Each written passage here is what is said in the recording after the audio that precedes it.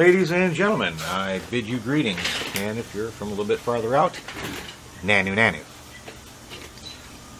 Today I'm doing a typical homeowner project. I'm replacing the entry lock on the door to my folks' house. Just got to sleep. I hear a frantic call on the answering machine that Dad is outside trying to get in and Mom's on the inside trying to get out. Their lock is kind of old and worn out and it jammed up and they couldn't get the door open. Oopsie. So I had to disturb my slumber and go pick up a lock. And the issue was, was the striker latch. See that? That's kind of mangled up. But if you don't know what one of these is supposed to look like, you're probably not going to notice anything. Pull this little cover off. See the striker, when it pushes in, the door closes. That pops back out. And then the mechanism on the door handle retracts this. Now these are made for two sizes. I don't know, 2 3/4, 2 3/8, or some shit like that. So the size that I wasn't using, we'll just use that for the demonstration, where that arm there acts as a cam and change a lot. But you see it's already kind of skipping and jamming up because they're made out of crappy stamped metal. The tabs that it was operating on in the back, you can see it slipped past, and then when you try to rotate it back, it pushed on the back side of the tangs or protrusions and bent it in the opposite direction, and it really jammed up. And that was all she wrote there. So rather than try to fix this one, which I'm sure we could do creatively and make a 5-part video series on, it really isn't worth it for something like this, especially when another lock is about $10. So we're going to replace this. I just want to show you what can happen. Keep your locks oiled. If they feel like they're getting loose and crappy, replace the damn things, because they're really not worth fixing. A funny story is when it jammed up. Actually, I don't know if it's good or bad, because I'm not even sure what brand this is. It uses a Kwikset keyway, but what happened, of course I have a key to my parents' house, so they had the door unlocked. Let's see, well, it ain't going to lock without the rest of the mechanism in here. Can't remember which way was what, but I believe that's unlocked. And with this style, see that little button there? All you really had to do was push that in with your finger or something, and or a tip of a key,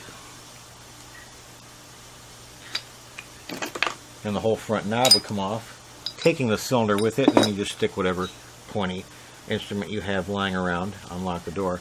But that didn't work in this case because it wasn't the actual locking mechanism that was at fault, it was the latch. But an odd security thing. Now I'm pretty sure this button locks. There's a recess in here that allows the pin to be pushed in when it's unlocked, but when it's locked, that pin should not be able to push in, but it's only a plastic insert in there, and I'm sure a little persuasion, anybody get in. Neither here nor there. All in all, this thing was due for replacement. It's been on there for probably 20 years.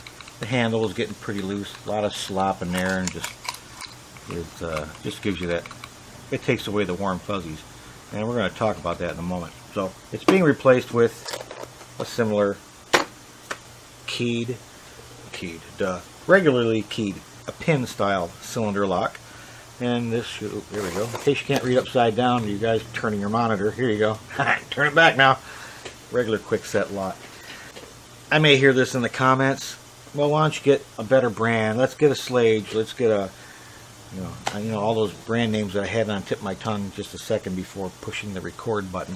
Kwikset even has the system called a Smart Key, where you can reprogram it easily, because it doesn't use pins. It uses, I don't know what it uses. I've never torn one apart, but it uses some kind of impression system that when you put your old key in, and the lock remembers how that key is shaped and allows the mechanism to work. But after a quick read, on the internet, you see all kinds of stories where people are getting locked out of their house, which is what woke me up today. And, you know, let's face it, you've got a house. It's got windows, typically with plastic casings. A burglar knows how to get into your house. Realistically, a keyed lock on a house is really to keep out stray animals and maybe a mother-in-law. They're not really a security device. They're an infuriating device. The only person that's really going to be kept out is you when it acts up. So I'm not inviting disaster. We're going back to the old school technology, or should I say we're remaining with the old school technology.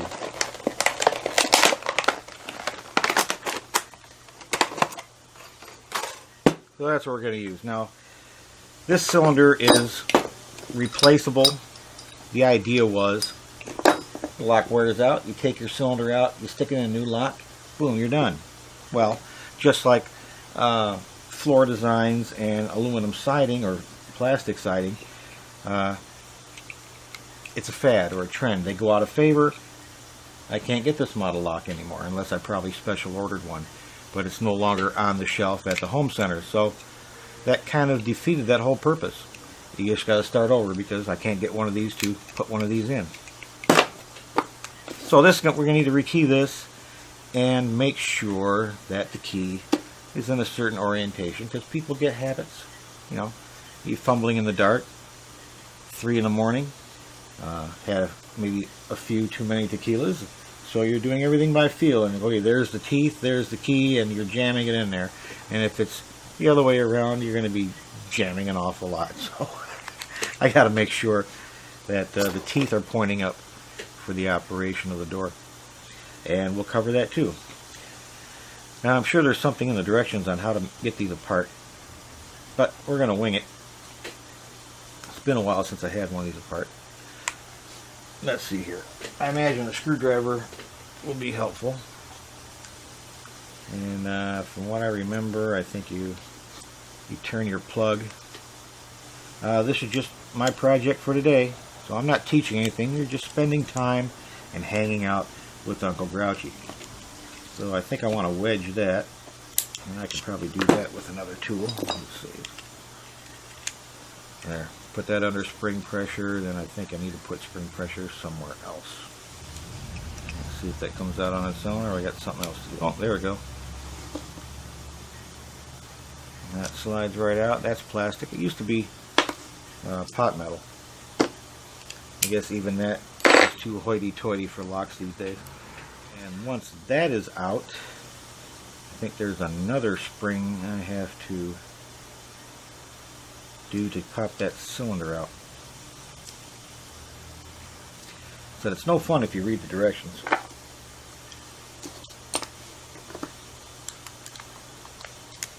Okay, what other springs are there? Not that one.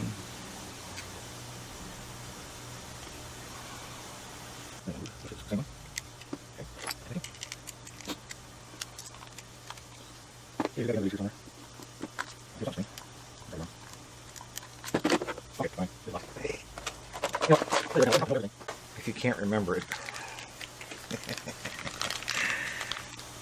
I know in the past I've done dozens of these when I was we owned a set of slum apartments in a slightly more crappier neighborhood, and I was always having to change locks because, you know, angry boyfriends, when they want in, they get in so they can have their fights and break furniture with the girl that was cheating on them or whatever.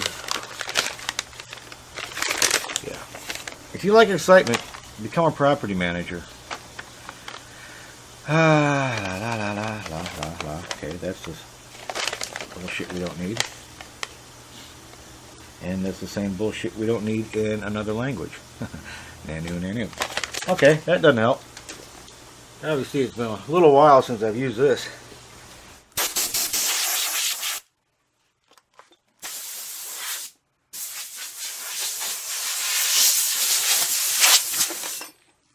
I'm sure that helped. I'm still tired. I want to go back to bed.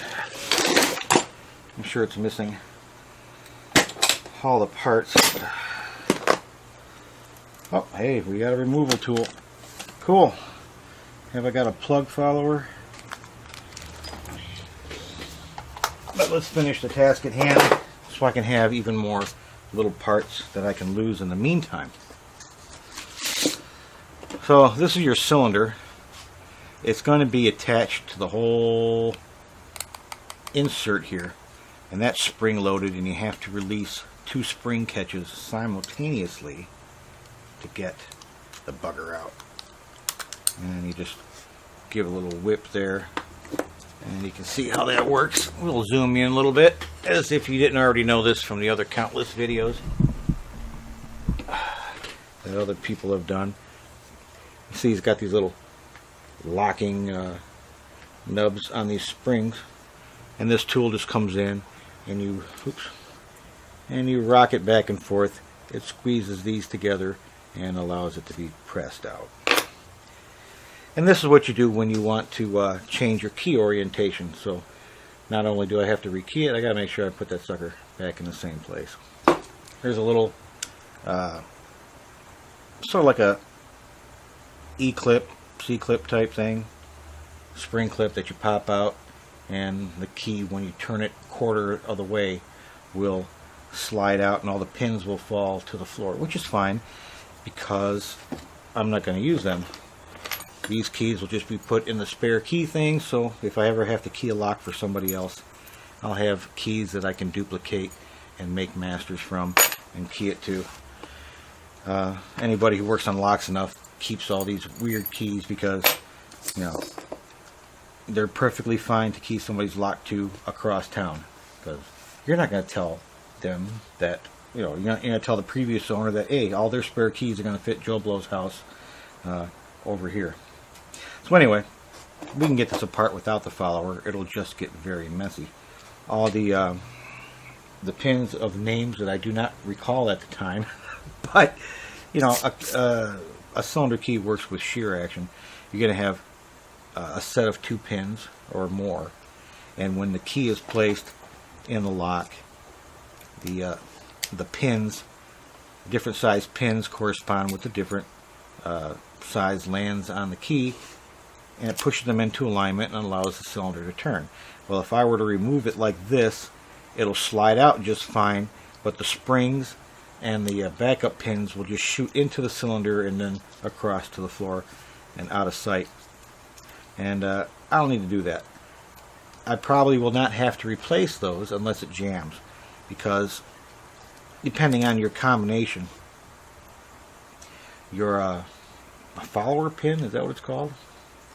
But if you got a deep cut and then a shallow cut, well, a shallow cut's might need a smaller follower pin to have room to squish up into the housing along with the spring. So sometimes those have to be adjusted or filed just to allow easy action. Otherwise, you're just bouncing off the spring body once it's compressed, and it can't compress any farther, and your key's real tight. So, but I probably won't have to mess with those. I could just slide this retainer off, catch everything in my hand, and do that. But I'm going to make a follower. I need one. And I think you can take the same tool and use it to get the spring clip out, like so. Give it a turn, pop it off, and that's the retainer for the cylinder. So if my key is in a horizontal position, I know I can pull it out, but I do want to make sure that the pins are not going to fall out of the cylinder, so I'm going to put it back in its upright position. That's the reason to know where your springs are. So if I'm in this position, then I know the pins inside of the cylinder, the holes are pointing up. So I'm going to go, there's a lot of times, many a locksmith, I'm assuming, has pulled the cylinder out only to have the keys or the pins drop in their lap. I'm going to try to avoid that in this video. There we go. And there's my pins. This is a 5-pin arrangement. A lot of them will have 6 pins for a different model of lock and only use 5. That is not uncommon at all. So these are the ones we're going to be playing with. Now, there are probably formulas. I'm sure there are. I just don't remember them. of being able to match up keys to pins, but we're just doing this old school. You can make a table, which I'd often do if I had a bunch of locks. I'd set up a spreadsheet or a truth table for the keys, and what you do is take the distance from the back of the key to the land, and then the difference from that to the top of the plug would give you the length of the pin you needed. And you had a base, so say we're going off by, just turned off for me, didn't you? We already measured that, but we know that's oh, that back end's got a narrower diameter, so we're not going to use that. I believe it's a straight 1/2 inch. Yeah.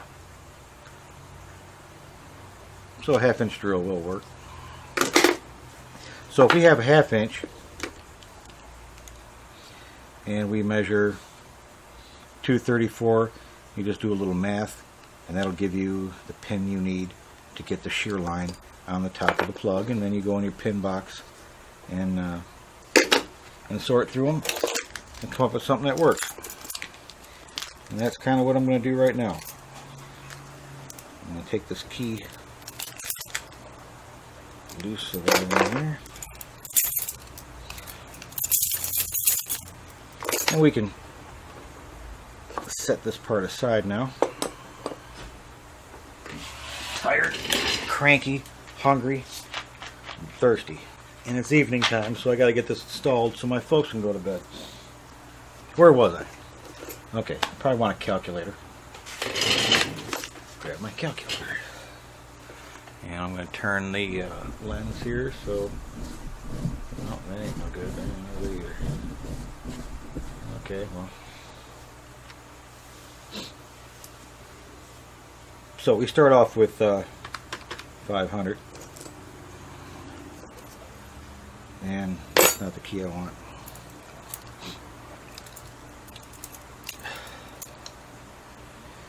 So if I'm in all the way,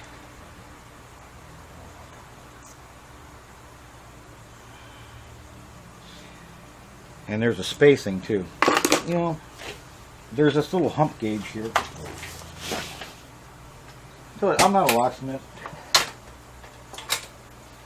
So when I was doing a lot of locks, when I was doing hotel work and such, they would not invest in the equipment.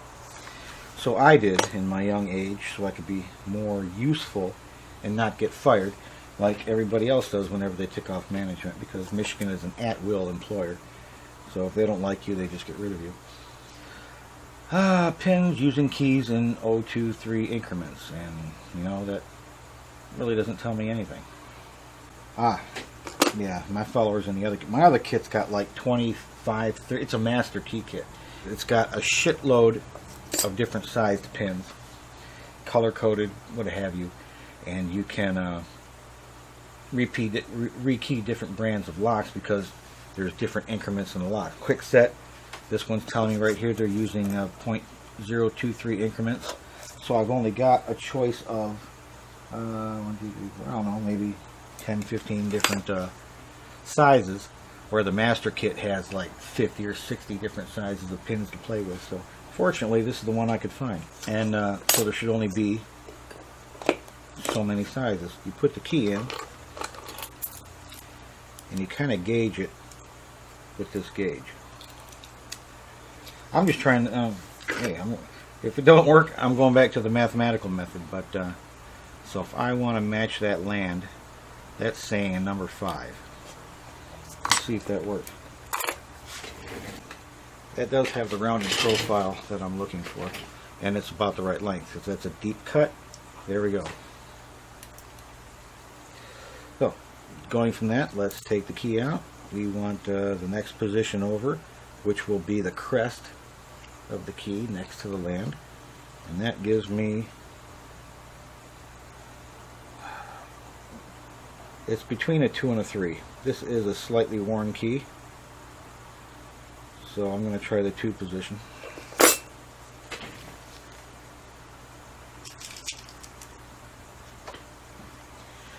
Top pins, that's what they are. The top pins are the ones I'm calling follower pins. Those are the ones that go against the spring. The bottom pins are your actual pins you use for tuning into the key. Double check that. That's sitting about what I expected. The other one's sitting tall. But that makes sense because this is a very old key. And the parts that wear on the key is the crest, because that's what's getting pulled out of your pocket, and that's what's doing all the friction as you drag it in and out of the lock. The lands get very little wear, so they're going to stay pretty much constant. The top crests are the ones that's going to wear down. So that makes sense that that pin is slightly lower than the first one we did. So continuing on with this stupid exercise, I want the next land. That puts me at a 6. And the crest after that is a 2. So a 6 and a 2.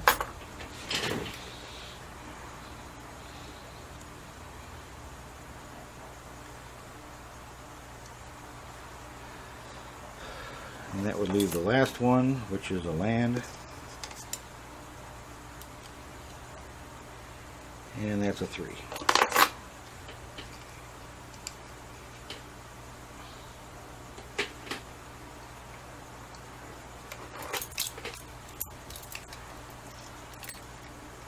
And they are basically more or less straight across the plug, creating your shear line. Isn't that groovy? Well, I don't really need the key in for this next step. We're going to watch the cylinder roll and dump all its pins. Put this bad boy back in. Remember, this is not a how-to. This is entertainment purposes only. Not because I think you're going to use this for nefarious purposes. Just the fact that I'm a clueless noob, a clueless old guy who's forgotten just about everything he ever learned. They're both about the same, but the longer pin should go in the middle. You can tell by looking at a key approximately what pin's going to go when you have a choice. Okay. So we'll cock it off to the side a little bit. Actually, it doesn't matter at this point. But slide that back into the body, like so. And we notice that it doesn't catch. If the pins were off as soon as you got into the home position, you're going to find something not right. And I can feel a little bit of scratchiness, but that's just newness. Plus, I probably made this key, and I'm sure I made it off of one of my parents' keys, which is probably worn out. So, but going by the gauge, that is the proper pinning for this lock. So I'm going to pull the key out while pushing on the cylinder so it doesn't come out. That should lock it in place. Now I can mess with the lock and not worry about it shooting across the room. So we're going to put the little doohickey back on.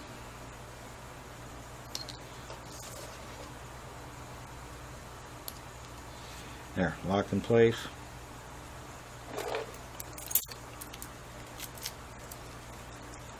And that's what I does. I'll go back and sort those out in a moment. So now I need to determine which way this goes. That's another thing I can't remember. If it's a left-hand door, is the handle on the left, or is it the hinge on the right? Either way, with this door, the handle's on the left, so that means the striker is going to be on the left, and that's going to sit like this, so I need the curve of my actuating arm to the left, and they want the key with the pin side up, so that's where I'm going to reinstall that, just like so.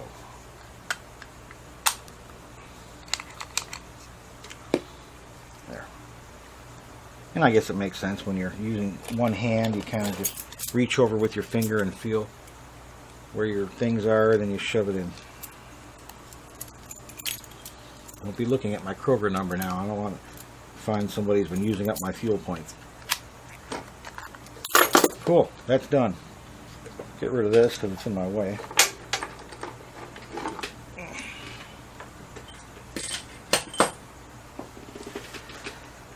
So let's see, does the handy dandy chart tell me? I got it balanced on the floor on top of a soft tool bag, and I'm just ready to kick it over. And if you thought knocking over a socket set was bad, kick over your pin bucket and then see what kind of colorful metaphors you come up with. So they do have measurements. They're in thousands. So I can just sort these back into my stash. And that would be a pin number 1. And that's that. I'm going to put this back together before I knock it over. And I believe that's why I never made a follower to replace the one I lost, because I always had a 1/2-inch drill bit lying around. Okay, that's done. Hello, Mr. Compressor. I was waiting for you to make your appearance. Don't need this anymore. And that's that. I gotta put my little cylinder back in, or cylinder, the rod, cheesy plastic rod. And then I'll be squirting a little medium body oil on there, and that'll be ready to go.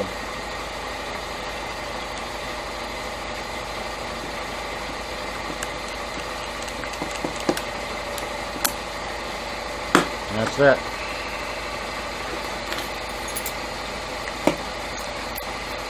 Thank you for spending a few minutes with Uncle Grouchy, and I'll catch you on the next one. And, oh, before I go, we'll wait for the noisy people and the compressor to stop.